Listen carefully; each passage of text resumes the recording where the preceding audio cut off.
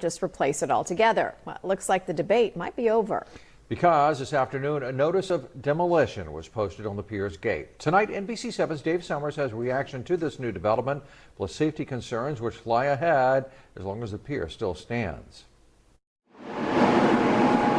A simple demolition notice posted at the closed gates signals the end of this iconic piece of history, anchored in the fond memories of millions that have made it a destination. That's probably some of the saddest news I've ever heard. Being from here, I mean, this is like a piece of San Diego, especially Ocean Beach. Perhaps not so disappointed as the surfers who come here daily. I think it sucks, man. King tides and the day in and day out battery of the sea have taken their toll. The pier was closed last October because of high wave damage. You might say its fate was sealed after a December storm took out a structural support. In an email, OB Pier Task Force engineer Ralph Tessier warned the city about the potential liability and danger to the public. There's great concern about the safety of the pier these days. The city has put this substantial padlock and rig on the gates to prevent people from walking out on the surface. But as Tessier likes to say, while they've gated off this area, the most dangerous part is actually below the pier.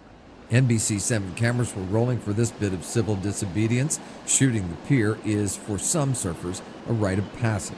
I've only done it a handful of times just because I don't want to die, but some guys are really crazy and do it all the time. The weakened state perhaps makes crossing the giant underbelly more treacherous than ever. By city ordinance, it's against the law for people in the water to recreate within 75 feet from the pier. I've never even heard anything about that. I've never seen any signs either. In his email, Tessier wrote a warning to the city project engineer for the pier. This code section cited, I believe, is intended for an in-use pier, not for a critically damaged one. One may argue that a 75-foot distance may not be relevant to a damaged pier. January 10th, the city responded with a warning to stay back further than 75 feet and plans to post more warning signs. Even so, that warning may fall flat. The best channel to paddle out is right next to the pylons, so the closer you are to the pier, the easier it is to get out to the outside sets. I don't think it's going to deter anybody from surfing near the pier. In OB, Dave Summers, NBC 7. The city says it has